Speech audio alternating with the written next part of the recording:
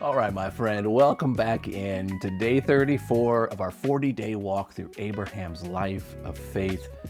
We're here for some further insights into what we're seeing in today's reading. It's Genesis 23, 1 through 20.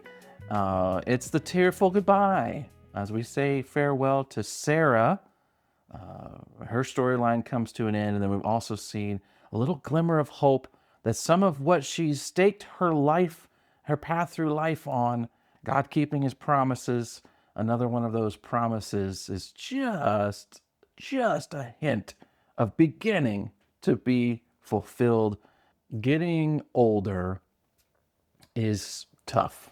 I'm not quite there yet. I'm a little closer than I was, the day before, but I'm already starting to see. All right, I'm in kind of in the middle life season. Okay, that getting older really can start to feel like a series of losses.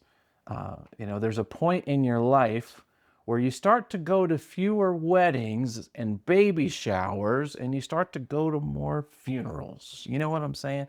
And Abraham is in that time of life. If you think about the last few episodes here with Abraham, he's had to face a string of goodbyes. Starting with Hagar and Ishmael was really hard on him, right? And then we just wrapped up where God even asked him to be willing to put Isaac on the altar. And so it's Isaac kind of being torn away from ownership, perhaps, in Abraham's mind, or even the risk of it, right? And then today, I mean, his faithful companion, Sarah, he says goodbye to her, and it's hitting him hard. Sarah's loss is the kind of loss that it can't be replaced. We've seen enough of her in our story to know that, man, she was a force of nature, right? I like Sarah. She's been awesome to behold. Not only, right, her beauty, physical beauty, was legendary. I mean, it made Abraham nervous. She caught the eye of kings. But not only that, she's willing to do whatever it takes to be loyal to Abraham in the story, sometimes to a fault. I mean, she's holding on through a lot of tough years. But then on the other hand, right, she wasn't afraid to call a spade a spade. So she has this kind of fierce and fiery side to her. Remember, she laughed at God's prediction she'd have a son at age 90. Remember that? And then when God confronted her about it, she lied to his face. She's tough, man. She's holding her ground. She held her ground when Hagar tried to muscle into the family and kind of take over her role as the matriarch of the whole operation. She didn't have any of that. And then later in the story, when her family's future hung in the balance and Isaac's inheritance hangs in the balance, she puts her foot down about Ishmael. She goes to Abraham and she's like, "You get him out of here." Doesn't care who's watching or what kind of family party she's got to disrupt to get her point across. You know what I'm saying? She's something, man. She's awesome. No wonder Abraham was just totally fascinated with her. And no wonder today he's grieving. I mean, there can never be another Sarah. From what I've seen, again, I'm not there, but I've been walking through it with a lot of folks. That final quarter of life, okay, the quarter that Abraham is in right now, from what I've seen, that final quarter of life is not a time for coasting. It's a season that is filled with emotional and spiritual risk. Now I live in a town where we get to observe many folks living in this quarter of life. I'm not here to judge, I'm just here to observe. And what I see is that many folks, can't handle the pressure that comes with this season of life. And that their inability to cope with it shows in all kinds of ways. I mean, whether they buy a motorcycle or a sports car or a giant truck that's too big for them to drive, or they have an affair, or they develop a gambling habit. It's like anything that can capture a little bit of that excitement of youth. That's one way. They handle it. They kind of revert almost to kind of teenager behavior a little bit. There's nothing worse than a 70-year-old teenager. I'm just telling you, it's not a good look. Again, I'm not here to make fun. I'm just saying, not a good look. Or the other way I see people handling that fourth quarter stage is they turn inward. They get bitter. They get harsh with people. Get off my lawn type of attitude. They get harsh with their adult children, their family, their grandchildren, or they ignore them altogether. They don't leave the house. They go dark on friends and society. They maybe spend hours in front of screens, just inside of their own tiny world, obsessed with, I don't know, politics or whatever they're watching, scrolling Facebook, and life becomes all about them because that's the only part of life that they can control. You know what I'm saying? Uh, it's it's not a good look. All right. And I'm not here to make fun of it at all. I know it has to be an incredibly hard season.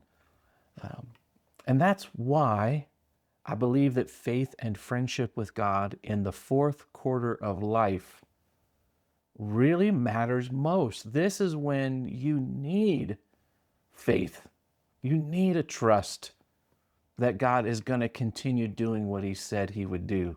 Think about it, man. And from a sports analogy, right? The fourth quarter is where you win or lose the game.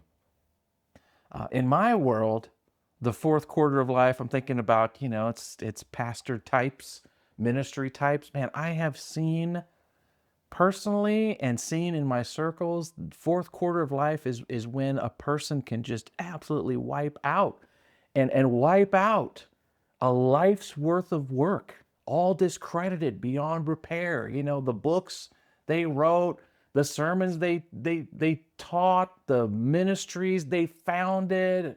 It's just all washed away like a sandcastle on the beach due to poor choices that come from handling the pressures of the fourth quarter season so poorly. It is so risky in the fourth quarter, the final season of life. And you start to realize that life on earth, it's hard, but it has an end. And you start to realize that you have less control of it all than you wish you did. And that's when your trust in God's goodness, his ability and trustworthiness to keep his promises, man, that just anchors your soul in the fourth quarter of life. As a pastor, I see that sunset season, and those sunset years they're the time when people start to develop a strong sense in prophecy, right? It makes sense, right? We want to know that what we've poured our life into, that we've hung our hope on, that it'll all hold firm, because this is the season of life when you need faith. There's a trust that the future is going to be worth all that you've been through, And here's the thing, I want to comfort you. I want to say you aren't alone in that longing. There's that deep feeling of hope, but with a little hint of wondering about the unanswered questions around God and his plans. There's mystery to it as well. And you aren't alone in that feeling. In fact, Sarah, all right, the fierce, fiery, faithful woman of God we've been seeing in our story, she feels that same mix of hope and longing and wonder. How do we know? Well, the writer of Hebrews tells us. This is great. The writer of Hebrews, in chapter 11 of his book, his letter, he includes Sarah in a list of faithful friends of God, right? These are heroes of the faith, just like Abraham and Sarah, imperfect, but they're on the list, man, of people who trusted God and God trusted them. And listen to what he says about Sarah and those other Old Testament friends of God. Look at this. He says, all these people died still believing what God had promised them. Now, for Sarah, what's that? Well, promised. You're going to have a son named Isaac. Isaac is going to be the one that God uses to continue your family line, your legacy, and through you and Abraham, through Sarah, all the families on earth will be blessed. All right? That was God's promise to her. And she died still believing. And on one hand we go, oh, that's beautiful, but on the other hand, oh, that's so tough. It's tough to die still believing. It's trusting. She didn't hold it in her hand yet, which is what he says here as he continues. They did not receive what was promised, but they saw it all from a distance and welcomed it. They agreed that they were foreigners and nomads here on earth. Agreed with whom? Well, with God. This was God's view of them. You're nomads, foreigners. They agreed with that assessment. And they did not receive what was promised, but they saw it from a distance. This is Sarah. Sarah died still believing. Sarah left this earth trusting God will keep his word. She didn't get to see it all happen, but her faith allowed her to visualize God's future and embrace it. Do you love that? It says she welcomed it. I want that future, and I'm holding on to it with both arms and a big old bear hug. Instead of counting her legacy, this is Sarah now, instead of counting her legacy in terms of what she collected on this earth, she did what God asked. She walked the path of a wanderer, a nomad, physically and spiritually. I mean, she out there living in a tent, moving from place to place in the Negev and the hillsides of Canaan. And then spiritually too. She's not home. God hasn't done everything he said he's going to do yet. But still, she didn't settle here. She just stayed here on earth for a while. And instead of giving up in the fourth quarter of her life, she stayed in the game. You know what I'm saying? Instead of measuring legacy in terms of an earthly estate, she built her legacy in lives. Abraham, Isaac, you know what I'm saying? And she measured her legacy in pursuit of an invisible kingdom, an invisible future that God was working to bring about through her. Amazing. And listen, that's the right kind of mindset to carry you through the sunset years of life. Isn't it? Isn't it? And for those of us who aren't there yet, we do well. Keep that finish line in mind. Someday, the final quarter is going to sneak up on us. And how we live with God now gets us ready for it, because it's going to be tough. You know what I'm saying? And if you're there already, let me just say this, my friend.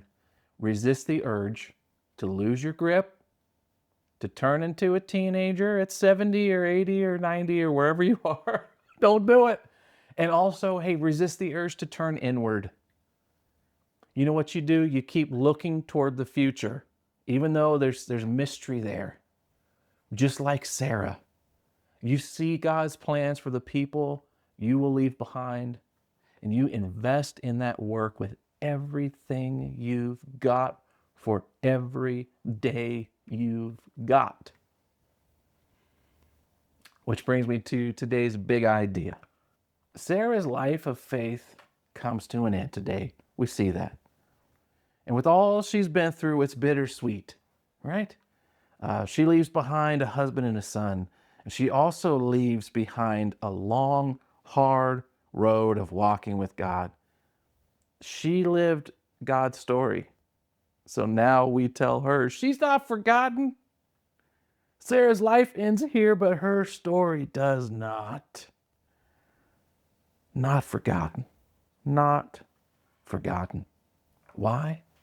Well, It's because uh, her story, her life is interwoven with God's future. His future for her family, his future for the world. And because her life is interwoven with God's story, her legacy lives on.